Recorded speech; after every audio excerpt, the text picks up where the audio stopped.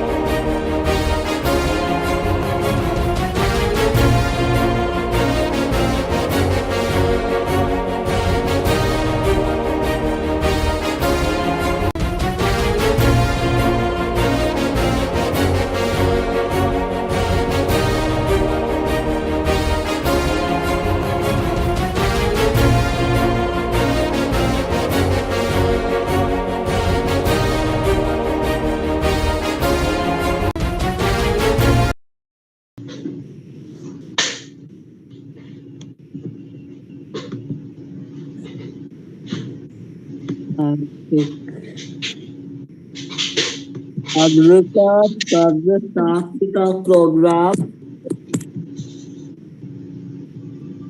Yeah, I guess we're good enough to start the program. Everyone,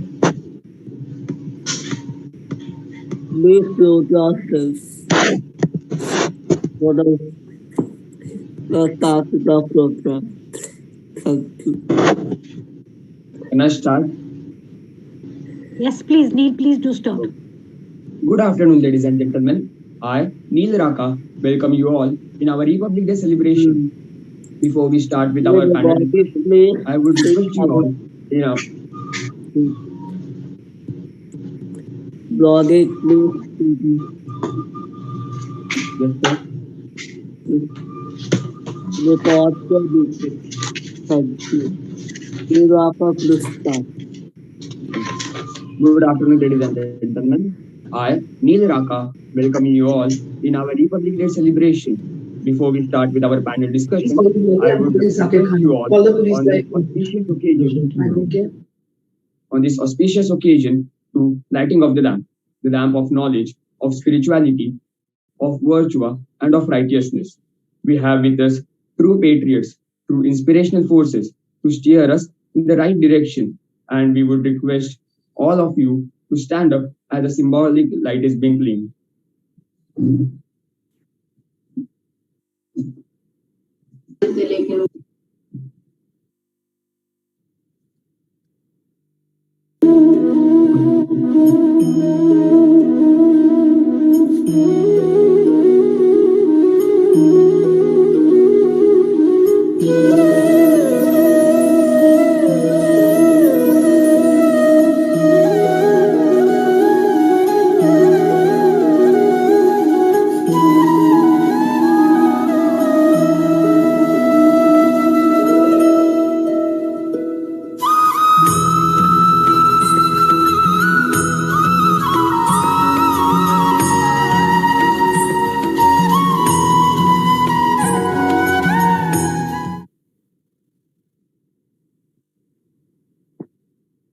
We have on board Major General Neeraj Bali, a true patriot and Sena Medal receiver, is an Indian Army veteran who served for 37 years as an infantry officer.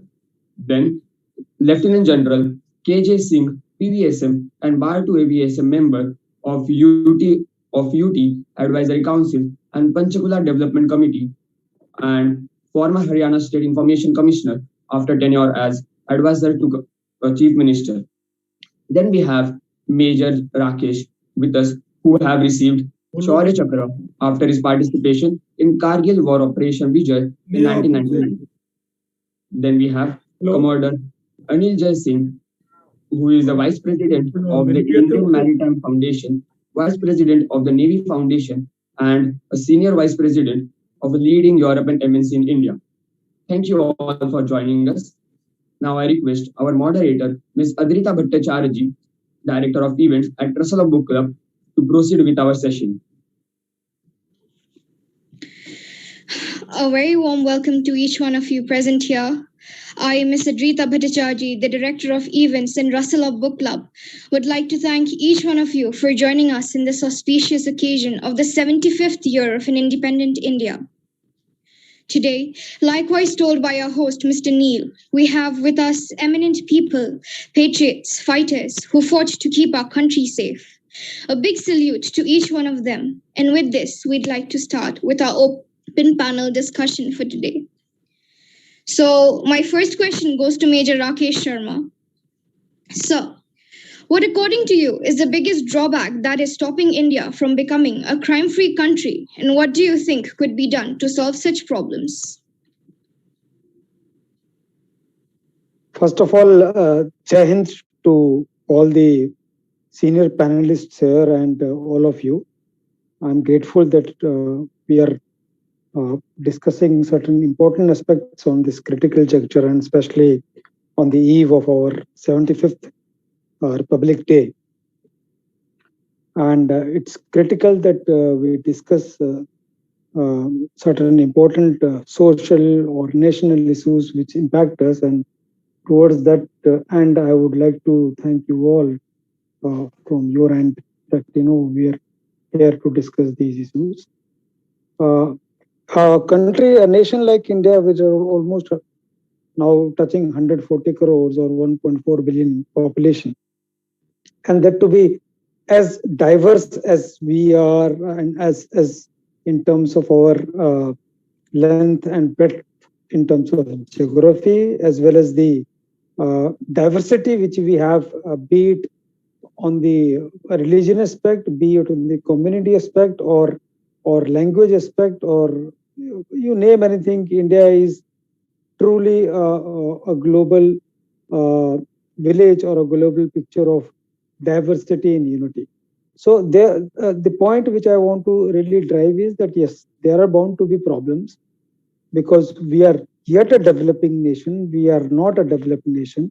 It's been just about 75 years that we've started practicing our independence. So and that to be, we started with around, I remember 47, 48, we were just about 12 to 13% of literacy rate. Today, which is touching around 70, 75% of literacy rate. So we've made giant progress. We've moved on with a lot of positive aspects. But yes, the problems are still there. And one of the problems which you pointed out is that, the crime does exist. And, especially if you see, like I have been,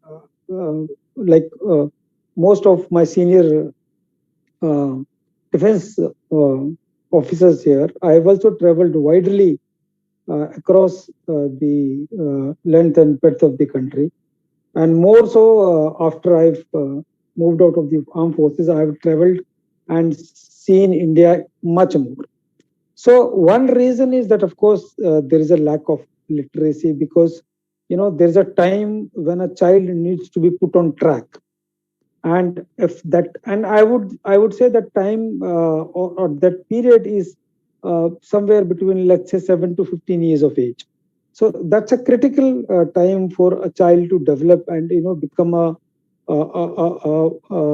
good and a productive youth.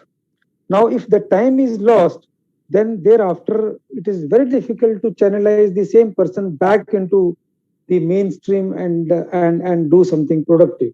So a particular problem is there in many parts of the country, and particularly in certain belts, where the channelization of the child or that youth, which has to happen at a particular age, it doesn't happen, and thereafter the consequences of that are there for all to see. So we have all kind of crimes happening, starting from the big cities and towards the rural and the other parts of the country. So that's one reason. So the channelization of the child or the youth at the appropriate time. That's one point. The second point is that along with the development, also we are encountering a lot of modern day issues. So one could be that there have somehow we have not been able to decrease the inequities of the the income or the social strata of society, and the gap has only gone up. The benefits of the development, which should have the way which it should have flown to the last person on ground, has not really happened the way it was desired. So because of that also, there are problems where people who are unemployed, people who are not able to been able to really move on onto a positive aspect or empower this properly, are getting into crimes and are they're becoming antisocial elements, thus increasing the problem. So these are the two basic things which are there, and the solution to this problem is, again, as I said, it is a particular time period, and that time period the youth needs to be channeled, or it needs to be attracted to a productive way of life. And to do that, one is that we really need to increase our level of awareness and education. That's one point. The second point is that we need to put them into some good productive work, so that they are gainfully employed for the betterment of the society. And third thing is that we need to come up with certain schemes. So my senior members from the armed forces here would agree that there is something which is starting in the Indian Army right now, which is called Tour on Duty (TOD) scheme, wherein youth can join the armed forces for a limited period of time and become productive, offer their services for the betterment of the nation, of the armed forces, and after a particular period of time, let's say 3 years, 4 years, they can always come out and contribute in other spheres of life. So these 3-4 years are critical in terms of, because once you wear the uniform, you become part of that system, that organization. So you are imparted that kind of grooming, education, and that system becomes integral part of your personality, and it really makes you a much more responsible and a viable person. So those kind of schemes, if are implemented properly and if they are followed across the society, I'm sure it is going to help to reduce the crime to a great extent. That's what I wanted to really convey from my side. The views from the senior members are welcome. Thank you so much. Jai. Major Rakesh Sharma, that was so beautifully worded, where you put in all the major problems of the country into very simplistic terms that these young members of the Rustle of Book Club could understand so very well. And finally, of course, where you put in these TOD schemes, which are so good and such a guiding, this is an opportunity in a country where job opportunities are really difficult to find. This is such a wonderful thing. It's given them some room to explore and find out new opportunities. Thank you so much. Yeah.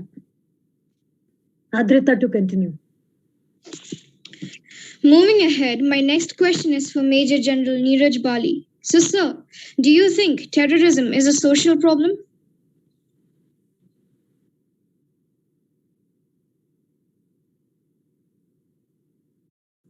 Sorry, I have to begin by congratulating the organizers for this wonderful platform. I'm not sure who all are involved, but clearly Rahul is one of them. So congratulations. I've been most impressed with Adrita in the last few days, the way she's organized, the way she's been coordinating with me. I thought she could seamlessly join the army and she'd be fine. I got to begin with paying my regards to all the panelists who are there, particularly to Lieutenant General K.J. Singh, our respected ex-army commander. I'm delighted to share this platform with him.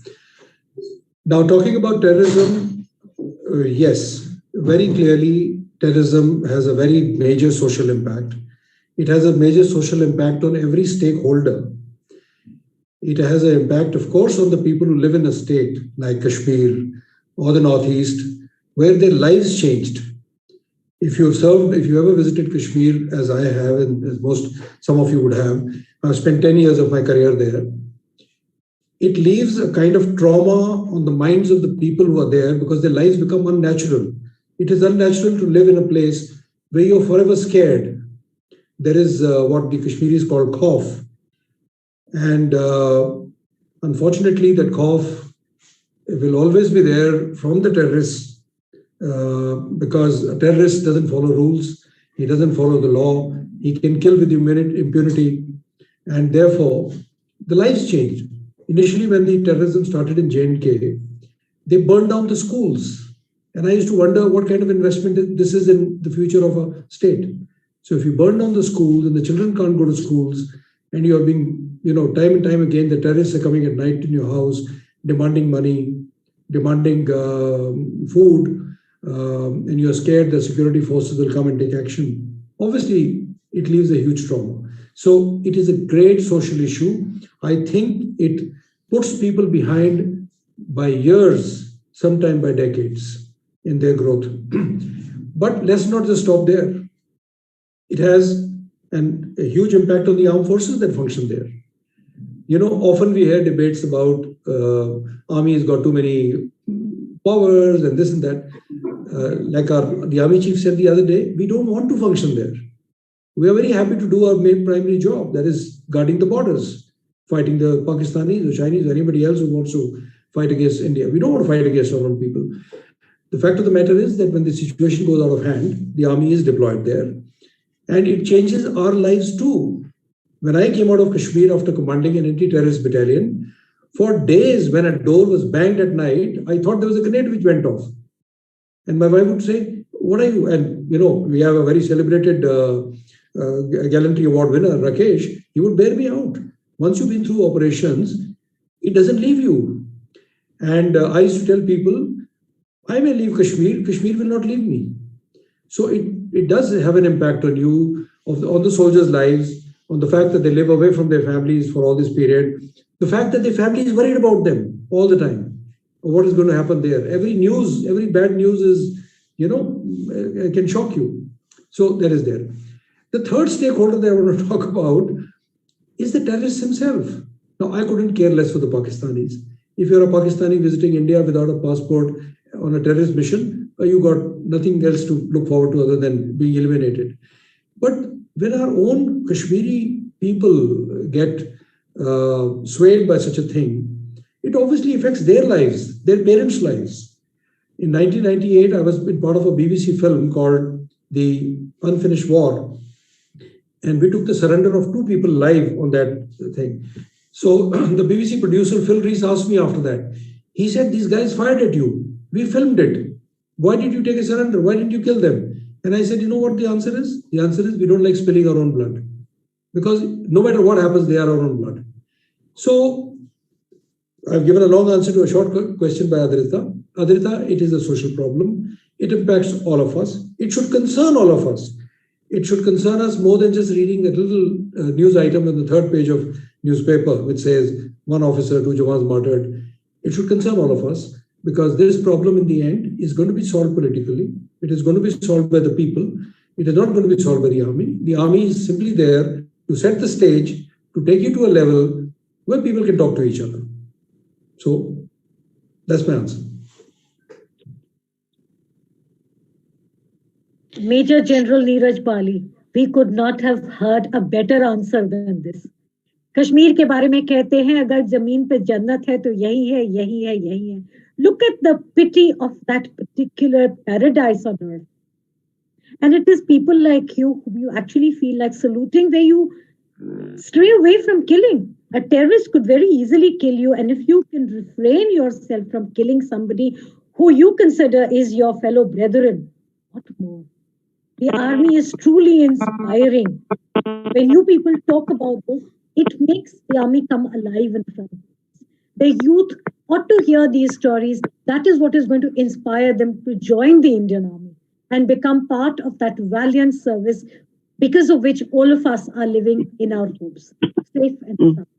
I wish this message could go to the terrorists also, that there be something to stop them.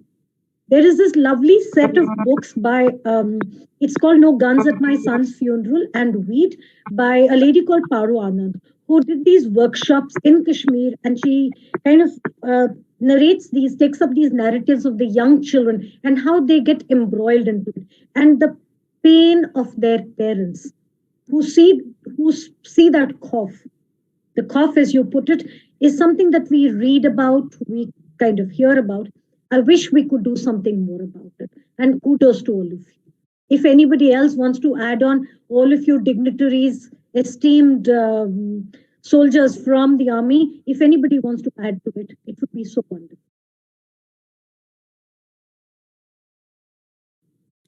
See, ma'am, what I want to contribute to a very eminent description by General Neeraj Bali, who's had very, sort of defining tenures in Valley. But the problem in India is that we are looking at this from a security-centric perspective. We are expecting too much out of armed forces, and we are lagging behind in terms of socio-political dimension to resolve this conflict. See, India has had large number of conflicts, and they are simmering. In Northeast, there is an insurgency simmering for now nearly more than 50 years. We are not able to find resolution to these. Are people comfortable with low order of insurgency? Government agencies, to a certain extent, I would be very honest and candid to say even armed forces at a lower level may be comfortable with that because you get some glory, you get some funds which are not audited, you are in spotlight, and state governments also have this thing going. Terrorists are sort of ruling the roost. They are doing extortion, at least in Northeast. Rampant extortion is going on. And their economy is running based on that. So if that be so, there is a need for us to incentivize normalcy. Somehow we should get everybody to work in this direction because, see, in armed forces, you are looking at it from the type of how many kills, how many terrorists eliminated, how many leaders put down, and why armed forces, even police, that which is deployed there is looking like that. But nobody is looking at it from that perspective for how many days schools have opened there, for how long the state administration is working over there. So it's time we incentivize normalcy. And if I was to give you practical suggestions, I would feel that moment a district, firstly, it should not be across the board disturbed area definition. It should be very selective, like something like what we have done in Manipur. Limited districts we should be putting under the disturbed area for defined periods of time. And moment a state agrees to do that, because then central forces are getting involved in the entire process, then the state should yield partial control to center. What do I mean by that? The posting of DC, SSP, and some critical appointments should be done in collegiate manner. State government should give a panel, and center should approve of that. And moment an administration is not functioning, center should bear down upon the state and get him changed. It has to be some amount of, like in Nagaland, everybody is comfortable. State government is comfortable, Disturbed Area Act is there. They keep doing play acting, that's all. The second part is the funds which are applied over there should be put through special audit so that they are not, they find constructive use.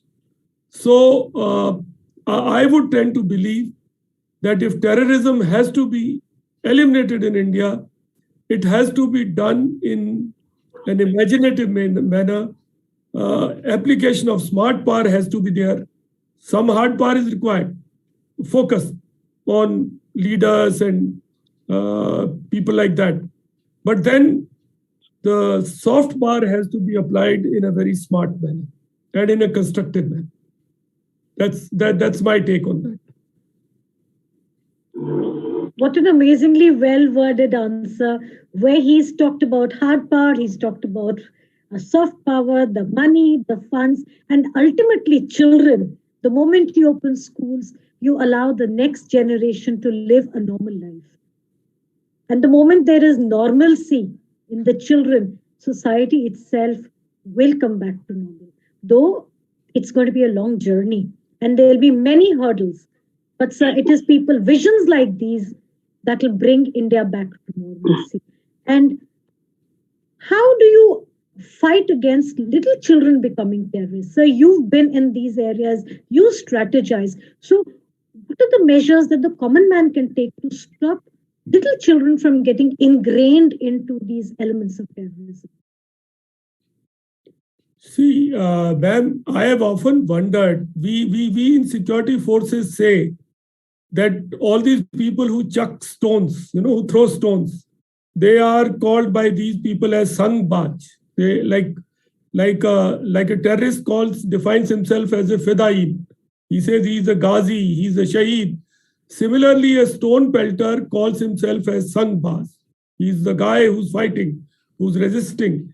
They're giving it a character of intifada, resistance, that's what they're calling. So we in armed forces tend to dismiss them and say कि ये 500 रुपए के लिए करते हैं. They take money and they do it.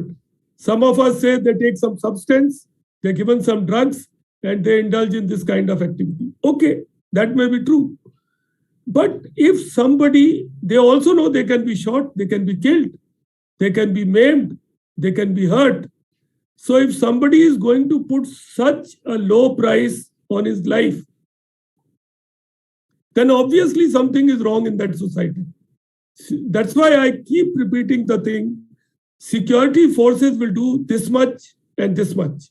Beyond that, it can't be done. The society has to be reformed, has to be corrected, has to be given those employment opportunities, those avenues of education. Armed forces are running schemes like Super 30 and all that, trying to put people into IIT and all. But what about the civil administration? What about the politicians? See a normal thing like in J&K. We want to have district development councils. We are experimenting with some wonderful concept that taking the democracy directly to districts. But is it working? Because underlying that is a desire to put King's party. We think so tactically, we don't think strategically. That I want to put my party in power, but I don't want to resolve the problem. Because the moment I start putting my party in power, those people have no credibility. It's happened all over the world. You've seen Afghanistan, Hamid Karzai, he was para-dropped. He didn't solve the problem. Abdul Ghani was brought from USA. He didn't solve the problem. So if you want to solve the problem through district development councils, you get genuine people from bottom. Don't try to make your own party and put it in power. Don't try to do a backdoor entry. We've done it many times in these states. And that's why, in my belief, it's time that we are honest to ourselves and we allow a bottom-up approach to come up. Sorry if I have exceeded my brief. No, not at all. I mean, there is complete silence. Everybody is fascinated because these are answers. Unfortunately, most answers are either ignored or not taken up. But these are actual answers to the problems that a country like India, which has so much of potential. I mean, there's so much of promise. Our people are making a name for themselves across the world. We have so many CEOs sitting in the US. But at the ground level, there are so many problems and they have to be resolved in order for the country to raise itself, raise the bar for itself. It's been absolutely fascinating listening to you, Major General KG Singh. The next question, Adrita. My next question goes to Lieutenant General Kamaljit Singh. Sir, do you think cyber threats are more dangerous than physical attacks? See, Adrita, cyber is the emerging domain in warfare. We had various, generations of warfare. There was a generation which was largely kinetic, in which you were fighting in physically. Then we got into machine guns. We utilized artillery and tanks. We also have a generation of hybrid warfare, where terrorism has become an instrument. Now, spin-off from there is that you are getting into domains like space, cyber, and even cognitive warfare, where you want to take control of the mind space of the other person. These are non-kinetic dimensions of warfare. Is that going to be the only form? I don't think it will happen in a hurry. In between countries like India and China, even China, which claims that it has got huge big technology infusion into its forces, but practically in terrains where we are operating, this is not going to happen in such a hurry. In this round of standoff also in Ladakh, Chinese told us, or propaganda was there, that there'll be microwave kind of weapons which will be applied, like a huge big microwave oven, which will roast our people on those mountain tops. Or they will jam our radio nets. Or there'll be swarms of drones which will fly in and give them noodles to eat. Nothing of that happened. Because it's very difficult to operationalize such weapons in such terrains against such adversity. So it's not going to happen in a hurry. It'll happen. We should also work in that direction. It will take some more years for that to happen. Problem is, for countries like India, that we should not be in a hurry to give up this. Our core competency, which is physical fighting in high altitude, in which we are unmatched. Chinese can't match us. And our capability to take casualties. It may seem ironic, it may seem a little stupid also. After all, Patton said that smartest person is one who doesn't die, he kills the other guy. But Indians have phenomenal take large number of casualties. Indians can take. Chinese can't. Chinese are soft in that. That be so. We should not. But we should strengthen ourselves in that.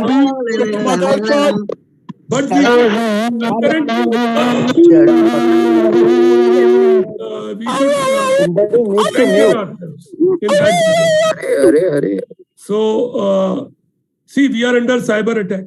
Somebody who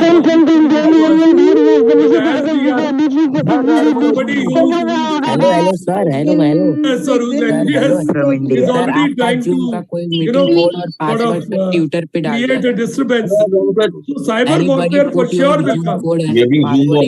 Start concurrently making appearance. Absence of kinetic dimension is unlikely in a hurry.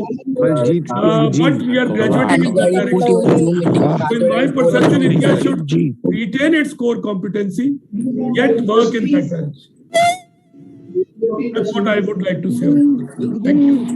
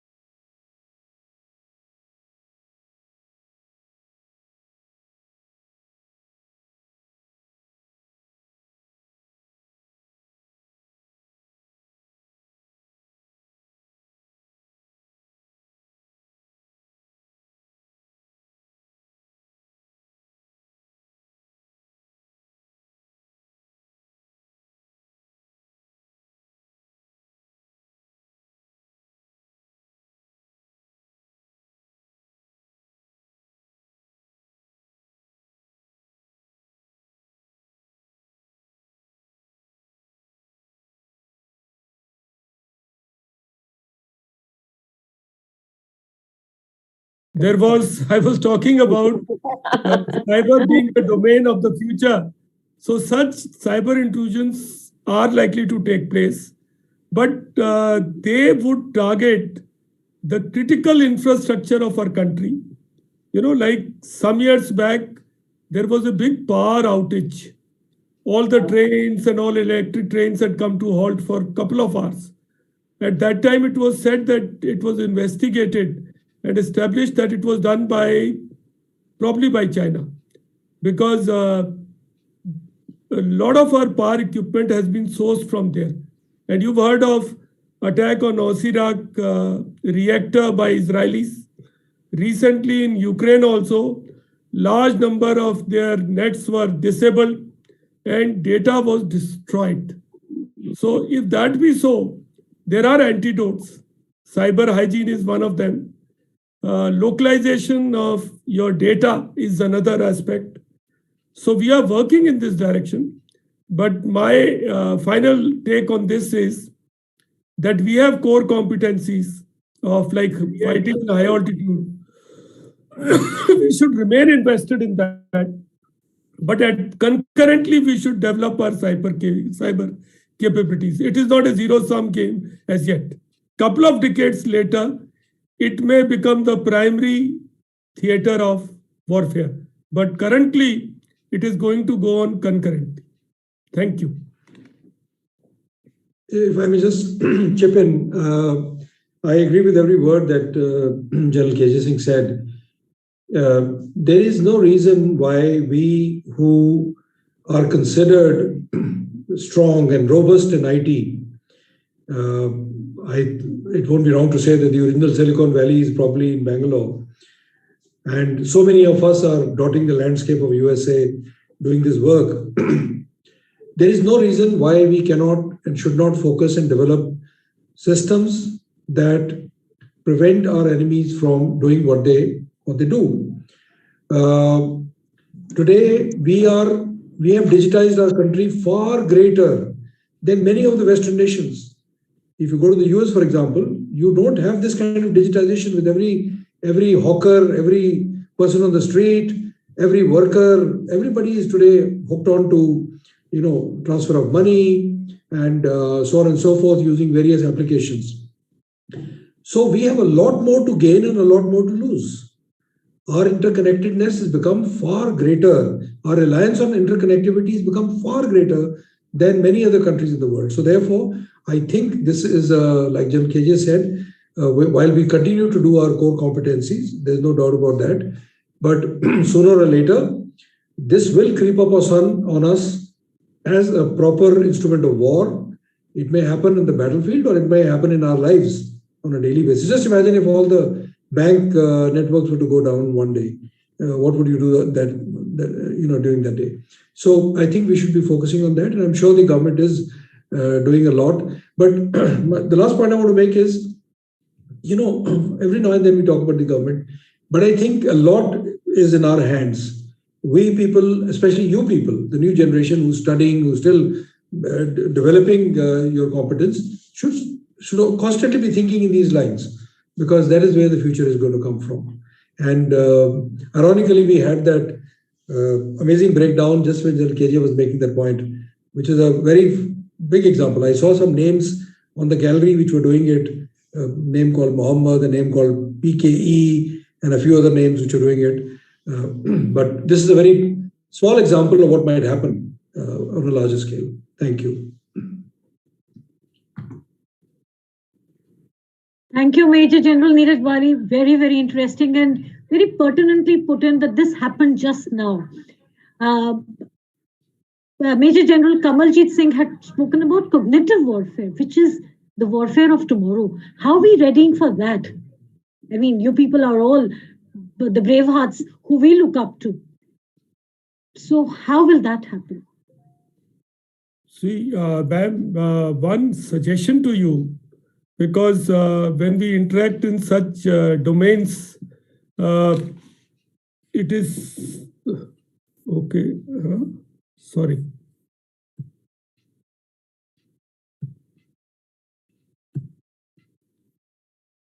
Yeah. We can hear you. We can see you. You can hear me? Yes. Yeah, okay. So one suggestion to you for, it's a good idea to call a lieutenant colonel and colonel as colonel only. Because in trying to figure out the rank, you invariably make a mistake. Similarly, it's a good idea between major general and lieutenant general to call him general only. Because in this Yes, General. program, I Yes, have been General. calling both the Apologies rank. made. Yes. Sometimes I become major general, sometimes I become lieutenant general. I was, But it is good to call a I general was, both as a general, and that takes care of most of the problems. All right. I was about to jump in. I was about to jump in and tell you that KJ is a lieutenant general, which is is a higher rank, and Yes. he correctly said the norm is to call general Yeah. or colonels. Both colonels are to call colonels. And on a lighter note, I will tell you that when I joined the corporate sector, I was CEO of two different companies, and I was constantly called major, which is several pay grades below my pay Yes. grade. And one day when somebody discovered it, he said, "Why did you ever point out that you're not a major, you're a major general?" I said, "I was waiting for you to call me Subedar Major, and then I would have pointed out."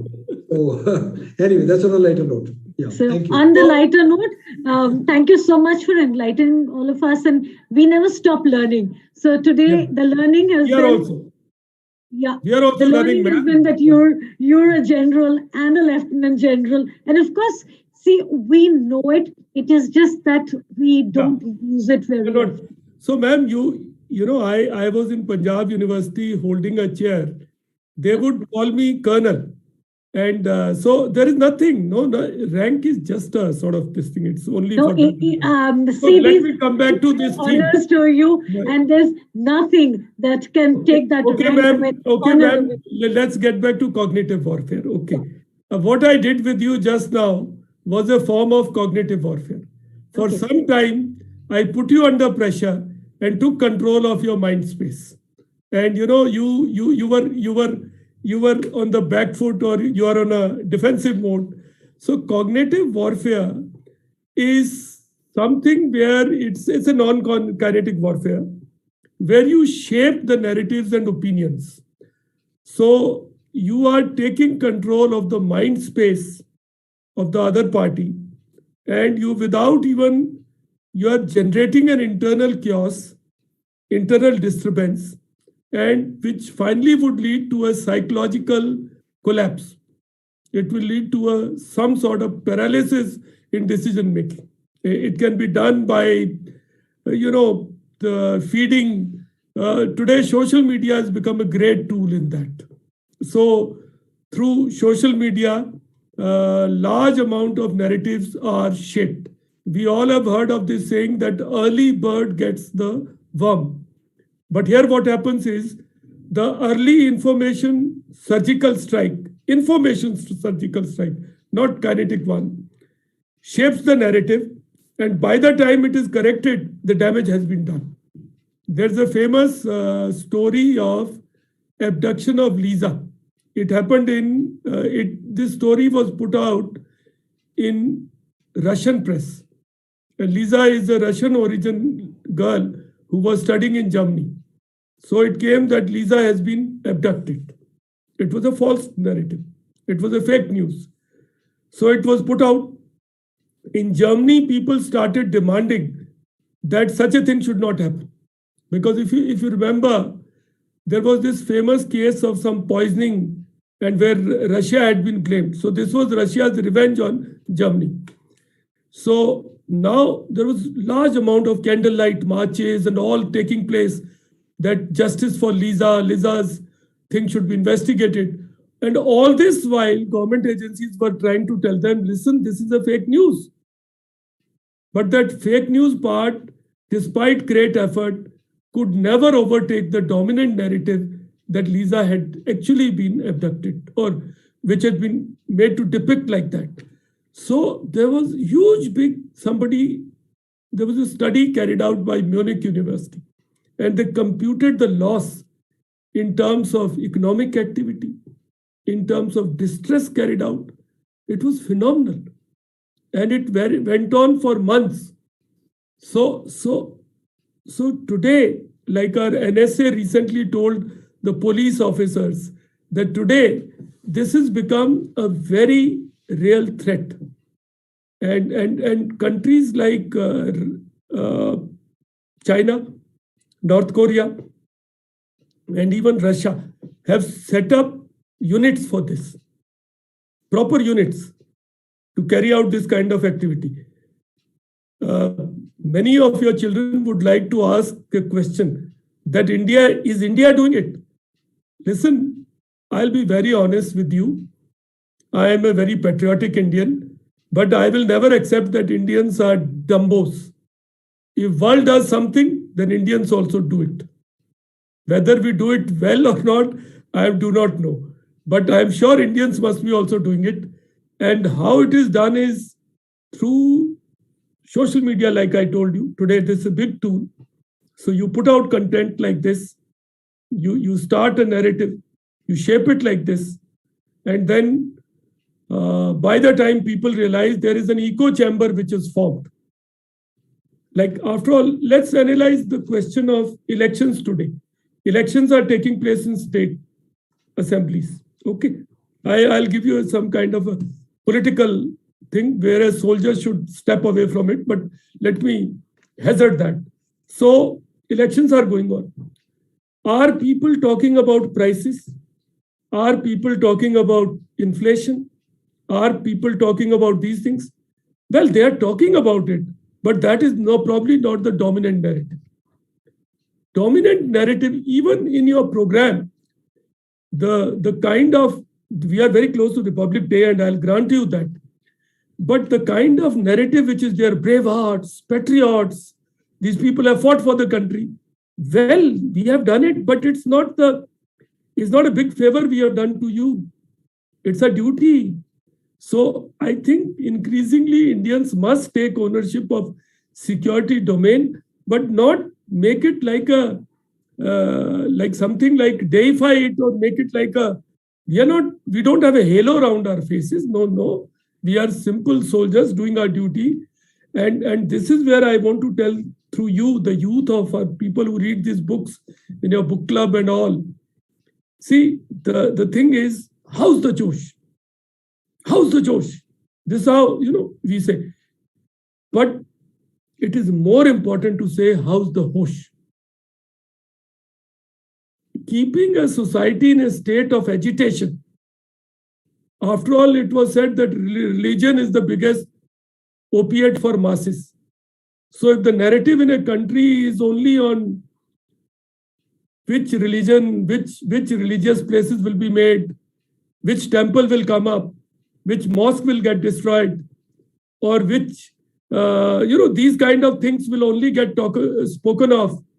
That statue of Netaji will come up, the flame will go from here to there. Then slowly people will lose track of what is the governance all about. Allow me to submit to you. I would like to put it like this, that all those things are important. They should be debated. They should be given their importance. But the dominant narrative is an inclusive development of society, and that must remain. And for that, youth of this country should not only be in the Josh mode, they should also be in the Hosh mode. Very beautifully said, from the Josh to the Hosh. However, there is a certain amount of mundanity which people find difficult. I mean, there is no allure, there is no glamour to it, and so they move to the Josh. But very, very well said. Adrita, your next question, please.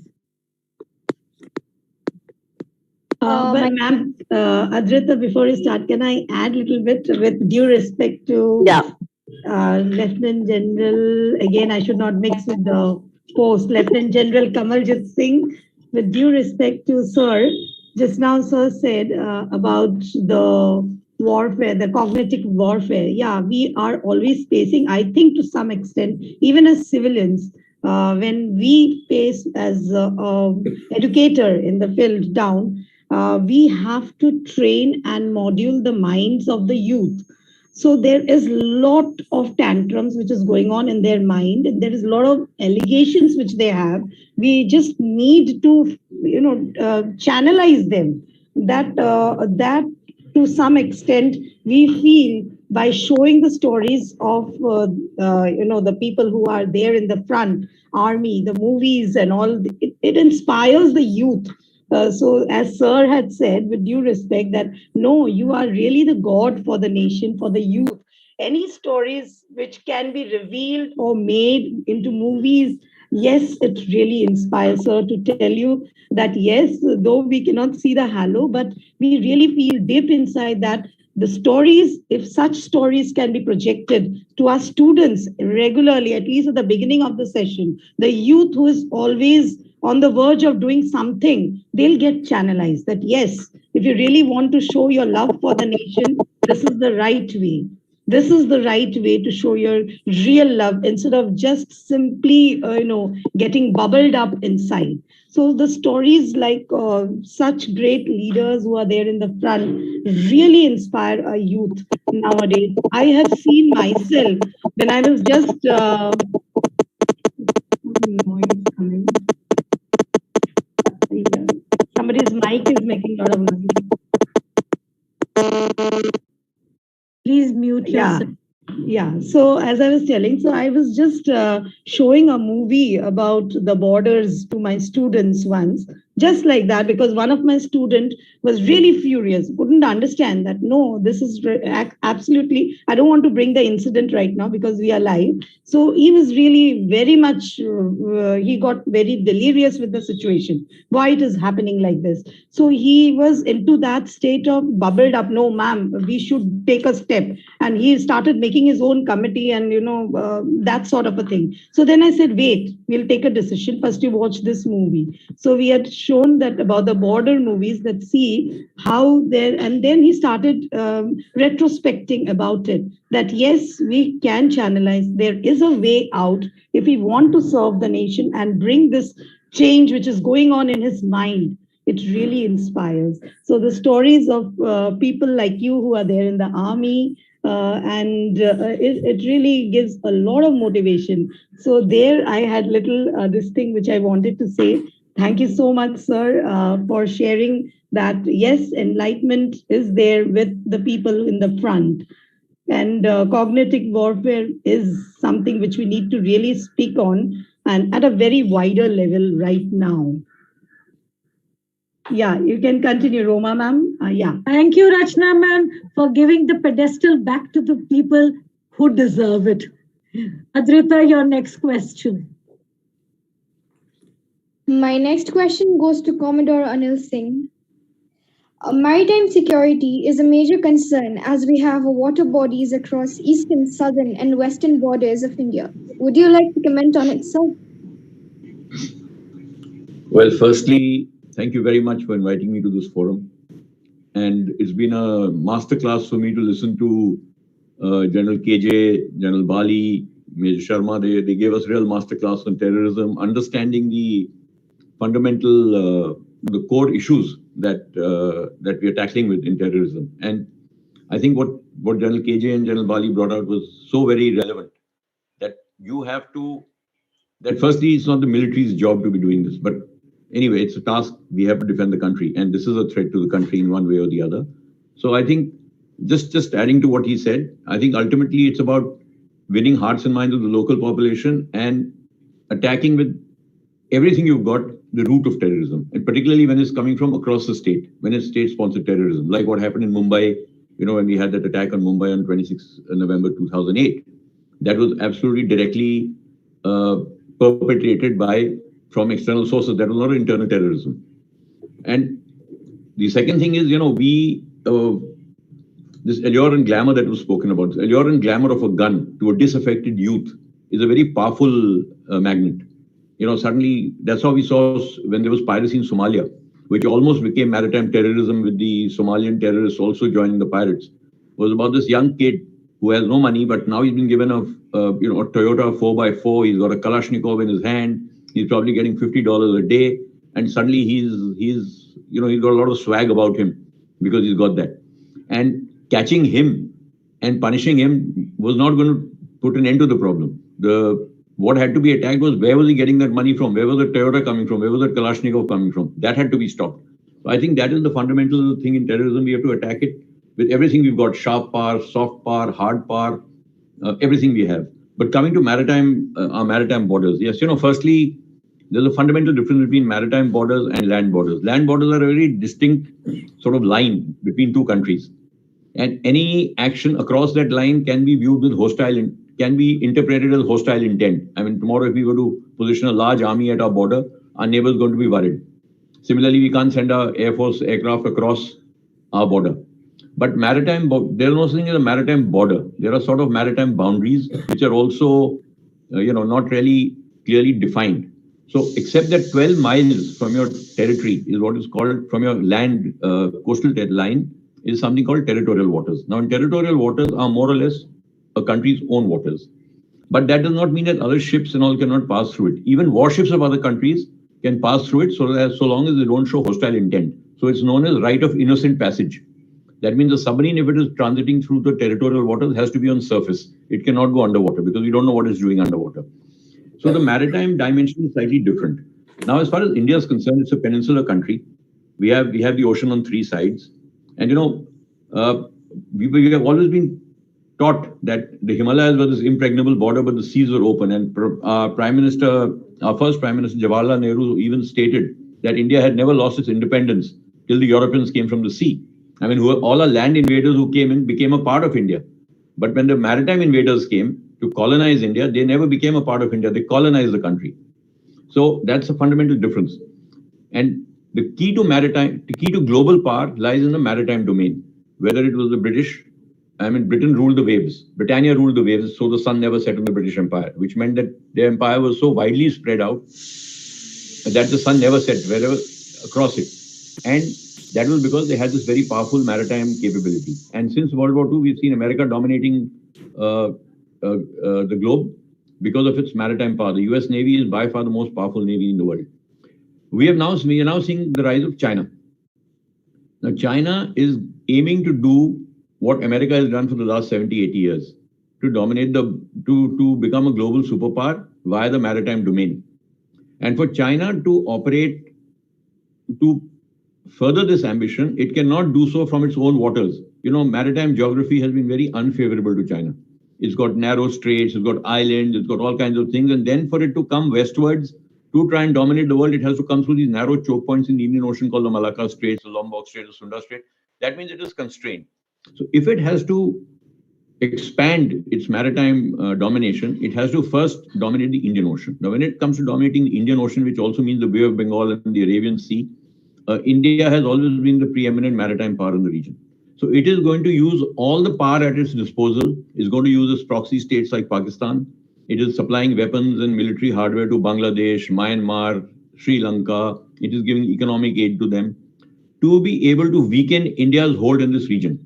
Because only if it is able to weaken India's hold would it be able to make a place for itself in these waters.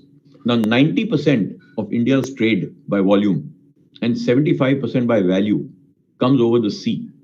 And India is aiming to become a $5 trillion economy by 2025 and a $10 trillion economy by 2032, which means that the quantity of trade that India is going to do with the rest of the world is going to increase exponentially. We cannot afford to let the movement of this trade be threatened by anybody. 80% of our oil and gas requirements come from overseas, over the sea. So India's energy security is critically dependent on the sea. We cannot afford to let this be compromised by anybody. Now, China is moving into the Indian Ocean. At the moment, the Chinese Navy does not have the capacity to sort of dominate the Indian Navy. It knows it in the Indian Ocean. And that is why, if you realize that throughout the 2020 and 2021, while the land borders there was tension on the land border across the LAC, the Galwan incident, etc., and that continues to this day, China made sure that it did not provoke India in the maritime domain at all. It took no such action which could have provoked the Indian Navy. So they were very careful about that. But that is not their intent. Their president is very clearly articulated in his defense white papers that by 2035, the Chinese will be the most powerful military in the world, and by 2049, they will be the most powerful country in the world. And they are going about this. And for that, the Indian Ocean, domination of the Indian Ocean is critical to them. And India, which has been the preeminent maritime power in the Indian Ocean, has to ensure that does not happen. So there is going to be a lot of contestation in these waters. We have to ensure that we cannot economically match China. China is way ahead of us economically. They've got a GDP which is 3.5 times ours. So we have to find other means. We have to use our all the other assets at our disposal. We have our soft power, we have our IT, and India is doing it very smartly. I want to mention a doctrine called Sagar. Now, Sagar is a doctrine which was enunciated by the Prime Minister when he went to Mauritius in 2015. And the full form of Sagar is security and growth for all in the region. Unlike China, which is offering a lot of economic assistance to countries like Sri Lanka, Bangladesh, Pakistan, even the Maldives, Myanmar, it is extracting a cost. It is giving them loans.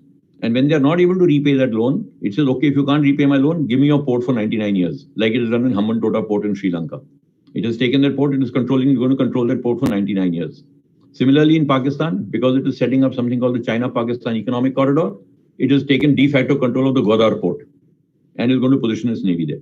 India doesn't go about it that way. India says, we will help you develop in an inclusive manner. We will do capacity building together. We will take the lead because we are the biggest power. But if tomorrow we create something in your country, you will run it, you will handle it, it's yours, it's not ours. That is the fundamental difference between India and China's approach to economic capacity building in the region. And we must sort of capitalize on this. We must make these countries understand that their long-term interest is with India, lies in being with India and not with China. China may be short-term, they'll get a fancy new port or they'll get a fancy new railway, but the cost that China will extract from them will be tremendous. China has also understood this to some extent now. So it used to, this diplomacy of theirs is known as debt trap diplomacy. They put countries into a debt trap and then start extracting things out of them. So India has to go about securing its own maritime frontiers very smartly. The maritime threat today is not only about countries waging war on each other. In fact, that has receded. There is gun running, there is piracy, there is maritime terrorism, there is narcotic smuggling. There are enough number of maritime security challenges that are threatening the safety of shipping across the world. Now, if you take what happened in Somalia in 2008, piracy in Somalia, it was just a handful of pirates in these small little boats. They were little young boys with guns and Kalashnikovs, like I mentioned. But it took 21 navies 2 years to control that with all the power at their disposal. So it was a totally asymmetric situation. But that is the sort of required because what they were doing was they were kidnapping ships and demanding ransom. So it was affecting global shipping. It was affecting global trade. If you remember, last year, a ship got stuck in the Suez Canal. That ship, 3 days it was stuck in the Suez Canal, and the global economy lost $3 billion in the process because movement of ships to and from the Suez Canal stopped. So that is the sort of importance of the maritime domain for India. India's trade is totally dependent on the sea. Its energy requirements are totally dependent on the sea. So we have to ensure that our maritime security remains unassailable, absolutely. And whether it's from a terrorist threat or it's from a state-on-state challenge. So that's all I had to say on the maritime element. If there's anything more you would like to know, I'm happy to answer that. We are all taken aback by this sheer volume and expanse of knowledge and this absolute understanding of the Indian maritime borders. I mean, one would have never, had we not had this super class, one wouldn't have realized what a threat China has become to us. Thank you so much. Adrita, before you say anything else, would any of the other members over here like to ask him any question? Because I am completely zapped. I didn't know there was so much. Anybody else? Professor Rachna, Niharika, anybody else? Yeah, Roma ma'am, I would like to add. As Anil sir has zapped us, not you, it has with every one of us. The so true, the so accurate, he has already said all the things. I just wanted to add one thing more that General KJ said that about the Hosh. Sir, our youth generation requires you as a mentor, and Josh and Hosh will work then only. if that's addressed to me, yes, I think that was a very, very pertinent statement that General KJ made. Josh is nice, but not at the cost of Hosh. Hosh is more important. We've got to be pragmatic. We've got to be practical. Jingoism doesn't work. We've got to look at the larger picture. We've got to focus on the essentials. And certainly, with our experience, if we can be of any sort of help in any way to be able to send that message across, we'd be most happy to. I would personally be most happy to. Yeah, thank you so much. As one of the three soldiers on the panel, I must add, I completely agree with General KJ. I think what he is saying, which I'm sure is clear to you, is that while all this looking up to the armed forces and all, we are very grateful. Armed forces do their work. But let us not conflate being in the army with the only patriotism that exists. Let us not start conflating nationalism and patriotism with just jingoism or using these big words, right? I think the need of the hour, more than anything else, is let's be together as a country. Let's stop dividing ourselves. Let's be together.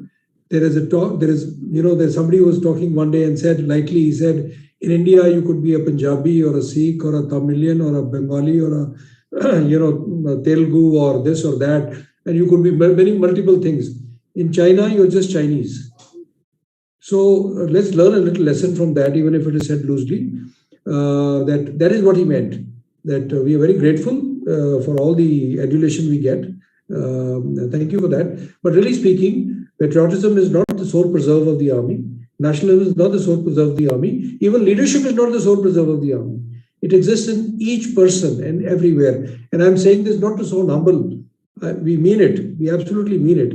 You just have to recognize it. What is happening in the country today is too much of this big talk of divisiveness and threatening and talking big. That's not going to take us any far, right?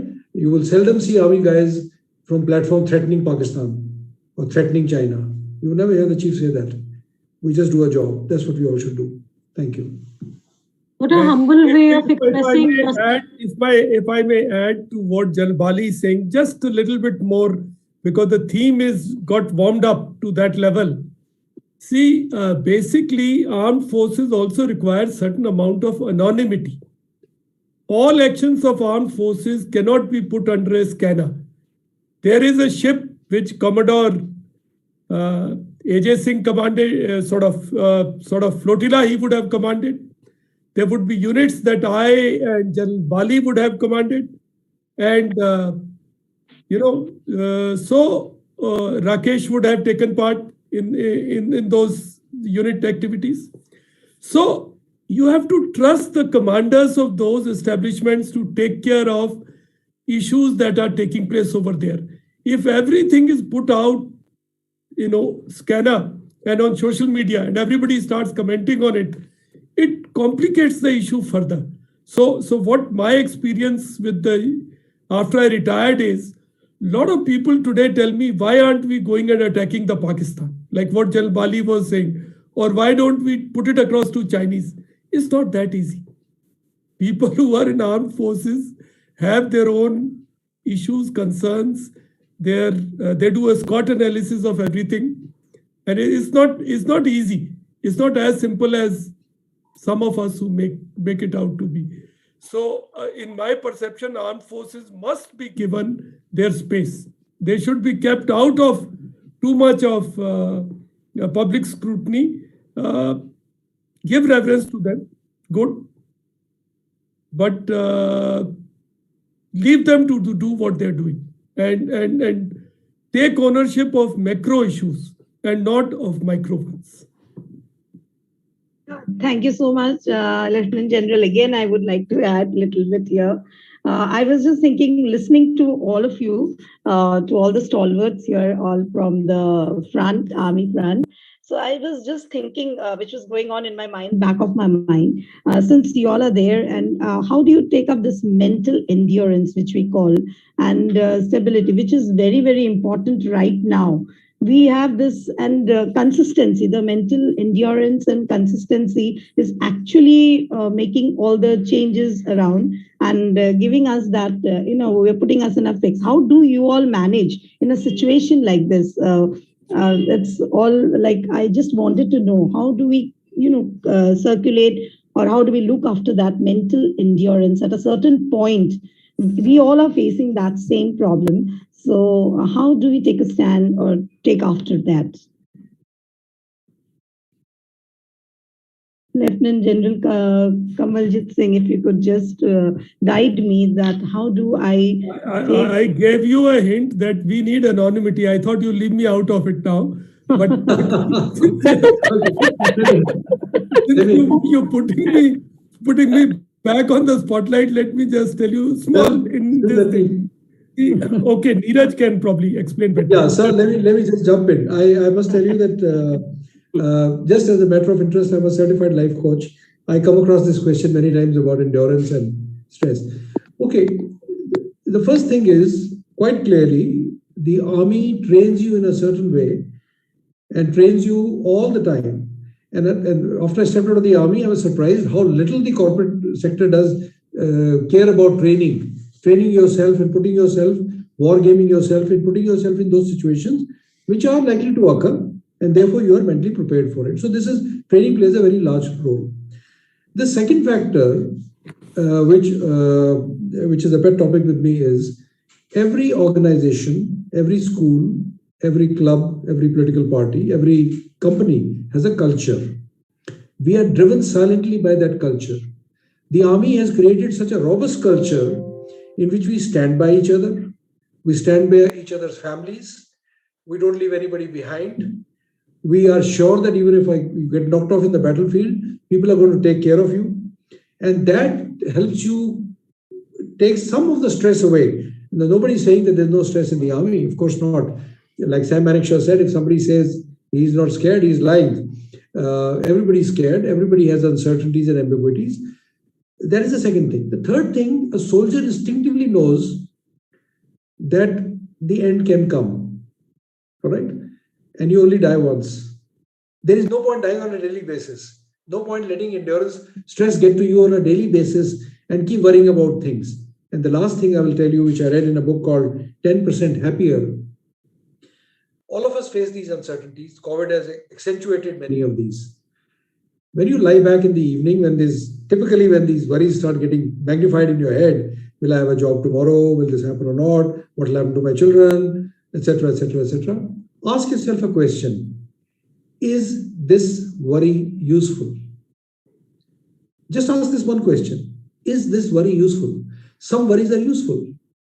A student worrying about his exam is a useful worry because it is going to knock him into work. He's going to get up in the morning and start studying. But is every worry useful? If it's not useful, then as an adult, please open a window and throw the worry out. Or do something about it. If there's nothing you can do, then the worry is not useful. That's the point I wanted to make. Thank you so much, Major General Neeraj Bali, for guiding that point. Yes, throwing out the worry that that should be probably the main aim of everyone. And the useful one, just skip it and go ahead and work positively on that note. Yeah, thank you so much for enlightening on that idea. Hello, everyone. Am I audible? Yes, you are. Yeah. Sorry, I can't switch on my camera because I am on field reporting. So, sir, I want to ask any of the dignity, please answer the question. Does the media used to enhance the problems of the defense system at the time of any bomb blast or etc. like that?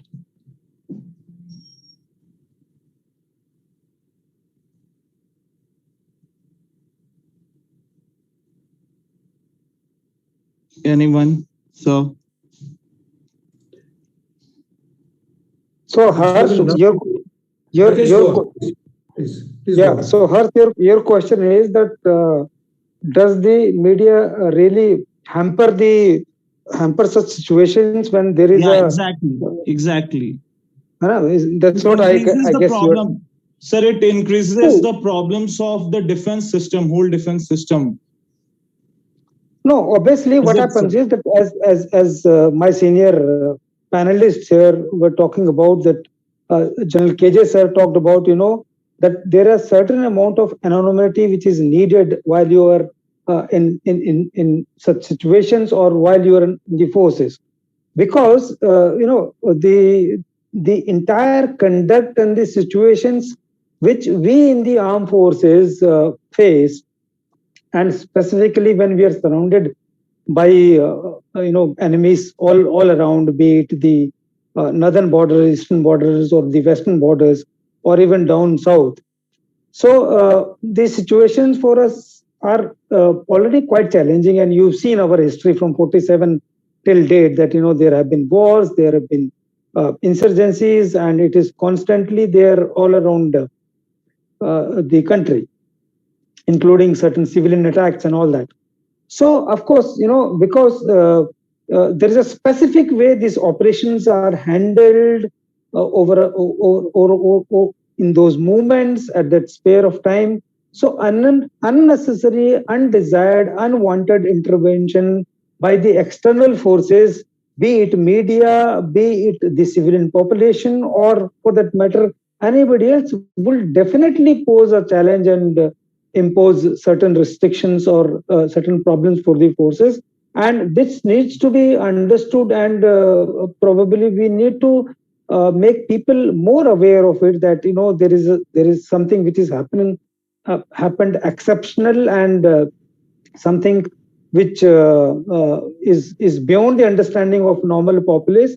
So that intervention needs to be restricted to a large extent, and of course it can always be processed in a very timed frame and in a timely manner. That's what my humble submission is. Okay, if I may just add, if I may just add a line to that. Yes, I would also think that the media should be a little more circumspect and a little more careful about the extent to which they sort of comment or project a particular point of view. Because like General KJ Singh very clearly said, that anonymity at times was important, because it was the man on the spot who has to take the tactical decision at that point in time. And opinions on that, often for and against, come from sources which don't have that knowledge, and which actually turns out to be counterproductive. Also, this concept of embedded journalism in India, or embedded, Kargil was the first war that was really beamed into our living rooms on television, which was very nice. I mean, the country knew exactly what was happening, but it had its own downside also. A lot of information which should not have been available to people became available because of the television cameras. We are not the only country which does embedded journalism. Many countries believe in embedded journalism, particularly the Americans. Also, if you remember and I'm talking now from a maritime perspective, when the attack on Mumbai took place on the 26th of November 2008, the biggest terrorist attack on India's financial capital, literally what we came to understand was that it was being directed by the handlers from across the border based on the live TV feed they were getting from Indian television. Indian television cameras. Yes, sir. Now that was absolutely unacceptable, So these are the things I think we have to be a little more careful about. Now at that time, if someone had told the media that you're not allowed to be here, it would have raised a myth. They would have made merry hell about it, that it's being kept away from the people, and the people are not being allowed to see anything, and nobody can talk, tell the media what to do, and all kinds of things would have emerged from that. So I think we have to be a little careful about that. The media has to show its own sense of responsibility. Nobody can tell the media what to do or what not to do. Yes, they know best what they should be doing, and I think that sort of maturity has to come in across the board. Not only with the media, how the media is handled, how we react with the media, and that is why I think there's been a sea change in what we saw as young officers when we were told, don't talk to the media. Now you find commanders in the field are also being allowed to speak to the media. So the best way is train them as to how they should project a point of view, because that becomes important. You cannot keep the media, social media, electronic media is actually live and very much there. So we have to learn to live with it, and we have to learn to live with it well, with both sides respecting the other's mutual concerns. Yes, sir. Sir, I am a part of media, so I want to know from you all how we can deal with it. How the media should know what is their limitations. See, it's a very tough question. Like if you analyze the case of Major Gogoi, see, today what is happening is the intrusion of a mobile with a camera is creating situation. There used to be a story of strategic corporal. A corporal becomes a strategic issue. So Major Gogoi became a strategic major because he captured all the media space for a couple of days. A normal officer who was probably doing his duty a little more exuberantly or little with an unconventional manner became, and later it probably led to certain amount of irrationality also on his part. Like I have dealt with couple of with due apologies to Major Rakesh, who's a great gallantry award winner, but many of the gallantry award winners with constant spotlight tend to become little irrational. It happens. It is psychological. So that's why I root strongly for anonymity and space for armed forces. See, I was running a media course, and there was a guest lecture we organized. So one of the editors who came, he said, see, when he was doing editor of that newspaper, one of the photojournalists took a photograph of a vehicle lying upside down, armed forces vehicle, and sent it to him. And so that editor asked him, but what is so great? In armed forces every day, such stupid things are happening. Should be happening because they are a body of people who are doing some work and trying to do it against challenge and in time-bound manner. So that editor advised him that instead of trying to publish it in the newspaper, you send it to the commanding officer of that establishment. And rest be assured, he'll take action. And the situation will get redressed instead of trying to sensationalize it. Unfortunately, what happens is today, because of Twitter, Facebook, social media, for 2-minute fame, for fastest finger first, all these drivers to this, and we immediately articulate it. I think there are interfaces which are available. There are methods. Suppose I want to, you are media in this media space. Suppose you want to put out something. Then there is something called as ADGPI, or Navy has an equivalent person, Air Force has an equivalent person. Today, even command headquarters have them. You can Google and find those out. You first put a filter and tell him that if you do not respond in 2 hours, I'll be constrained to go public. Give him that space. Don't, I'll be fair to you that you want to, but you always have some time. And if they are not a habitual offender, serial offenders, then the trust will develop. But if there are serial offenders, you are welcome. But try and reach out like this. Try and exploit this filter, because sometimes he might surprise you with what their constraints are.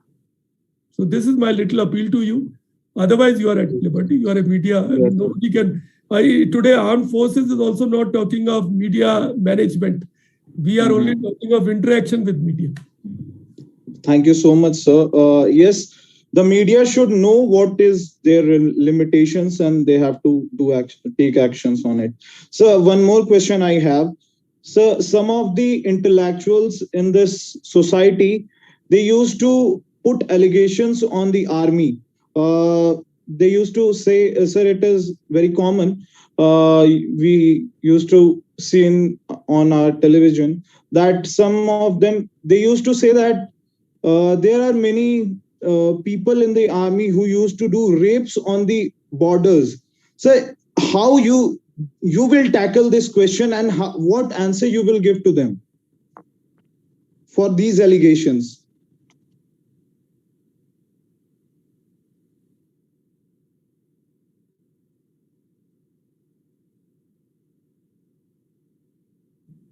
KJ sir, you would like to take this one?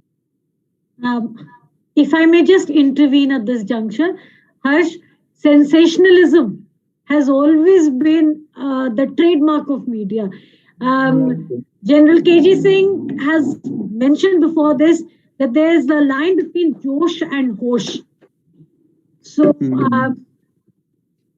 no, I have no hesitation in answering. I will tell you that armed forces have institutionalized mechanisms We make mistakes.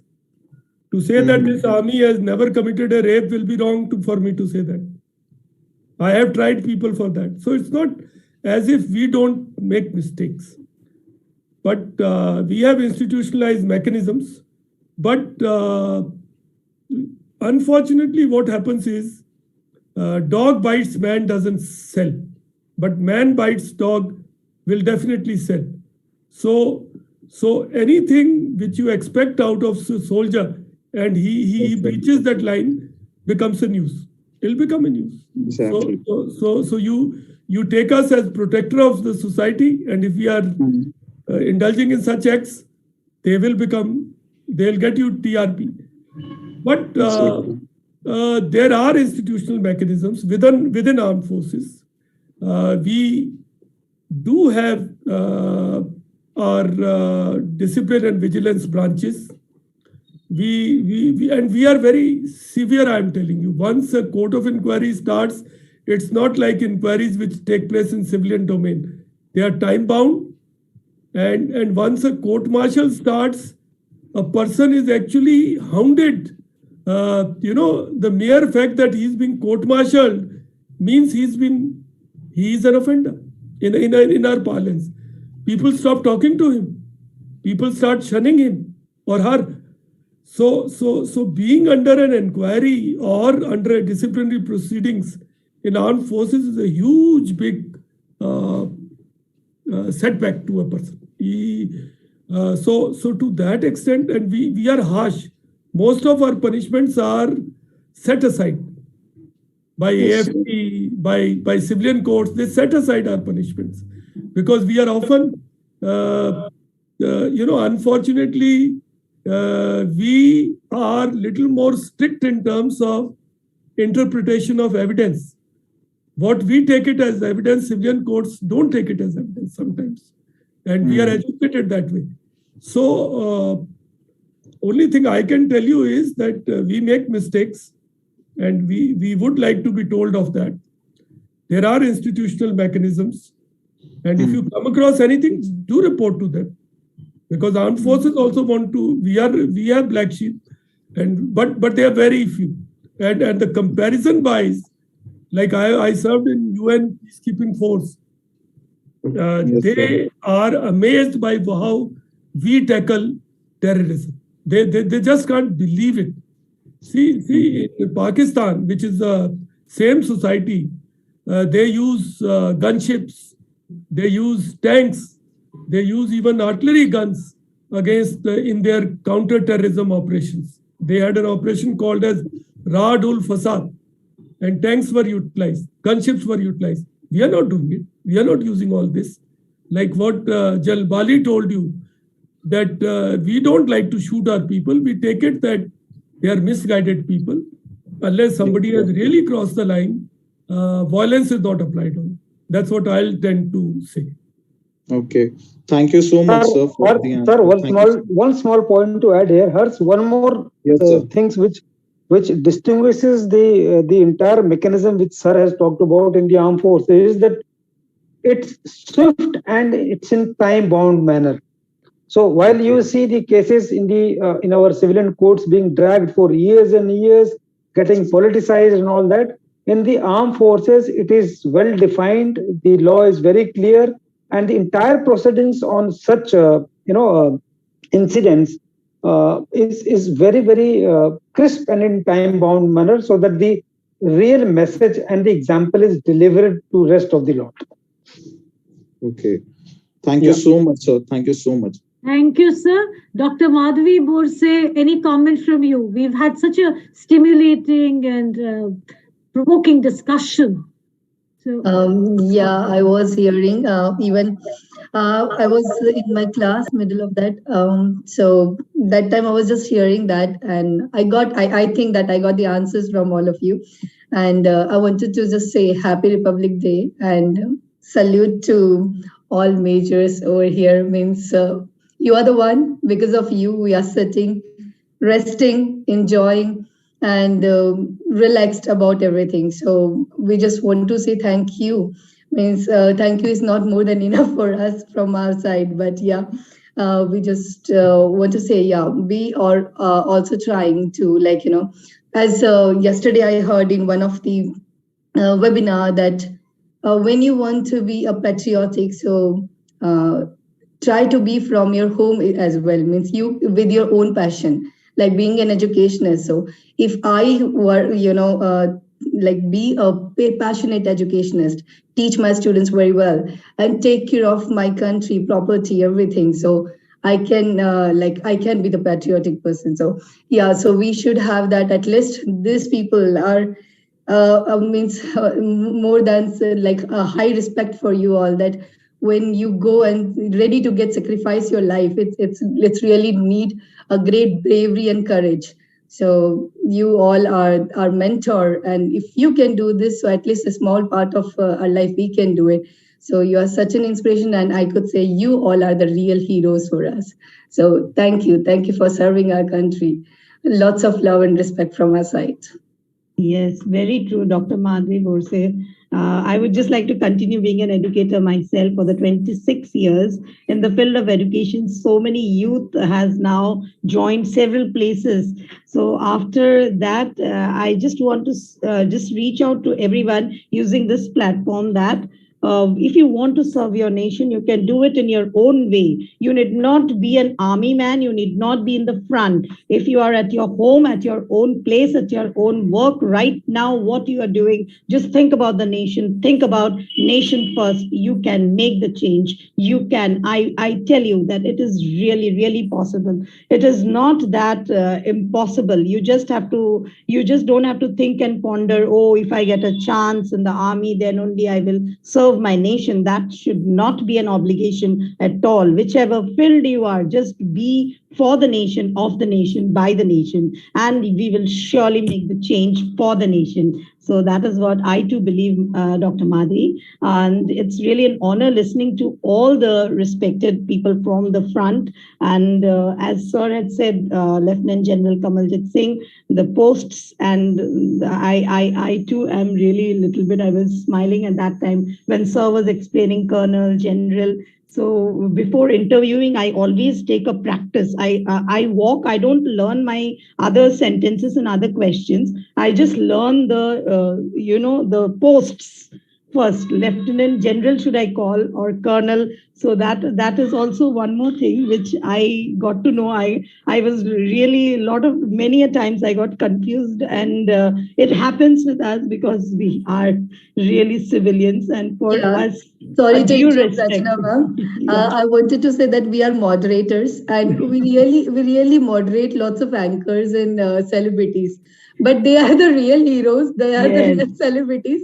When we are ready to interview them, so we have to prepare a lot. Yes, we are especially with the rank, as Lieutenant General has told just now, brought up that point with the rank, especially with the people when the army front, when we are speaking about the ranks become very much important. So I just write that in front of me when I'm speaking, and I don't make a mistake again. I did once a mistake, General and Lieutenant General.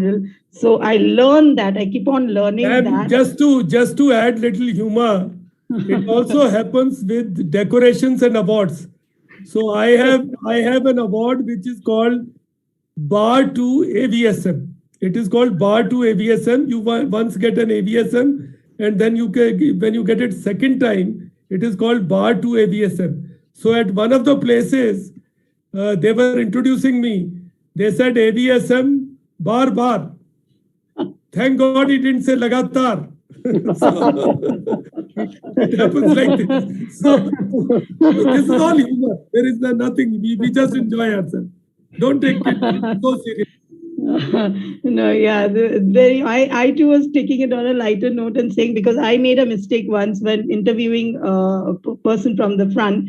So there was a mistake, and Sir had looked at me like this, didn't say anything. I understood that my mistake was there, and then I started forgetting all the questions. All was in a mess. Sir just looked at me like that, and I understood that my mistake was with the post. And then after that, whenever I sat for the moderation with any army front general, I always used to write it in front of me, that Lieutenant General or Colonel, Major, Commodore, everything. I just write it down in front of me. Only that much. No questions to be written because that is inborn, which we know what we have to ask. As Dr. Madhvi said, we are international moderators and all. So we don't have the questions to be written down anyway, only the posts with due respect. With due respect. It's not just because we want to say. It is with respect and which you have earned it. It's like you have gained it with your sacrifice for the nation. So that we want to be respectful to that post. And that is why we don't want to make mistakes. And as army people are known to be the most disciplined of the lot.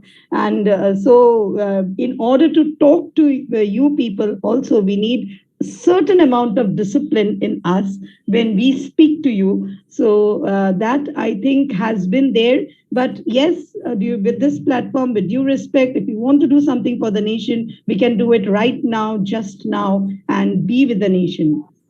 There should be not one day as the Republic Day. Every day should be a Republic Day. Every day, not 24th, not 26th.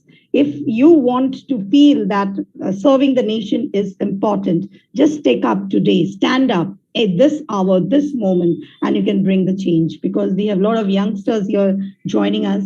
So that's a request, and we have people who are real models, the real heroes whom we look up into. Rachna ma'am. Yes, yes. We'll call it a close because Commodore Anil Jai Singh also has another appointment. Yeah. And you've actually summed up just about everything.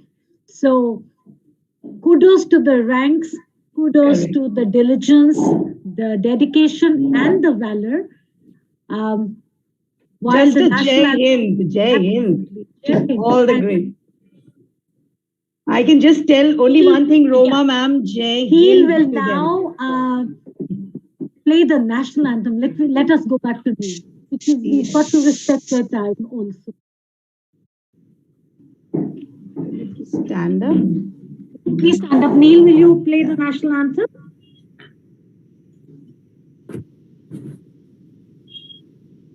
Ma'am, Rachna ma'am would be playing it.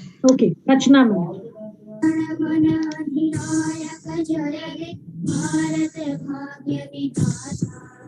Punjab Sindh Gujarat Maratha Dravida Utkal बंग विंध्य हिमाचल यमुना गंगा उज्ज्वल जलधि तरंगा तव शुभ नामे जागे तव शुभ आशीष मांगे गाहे तव जय गाथा जन गण मंगल नायक जय हे भारत भाग्य विधाता जय हे जय हे जय हे जय जय जय जय हे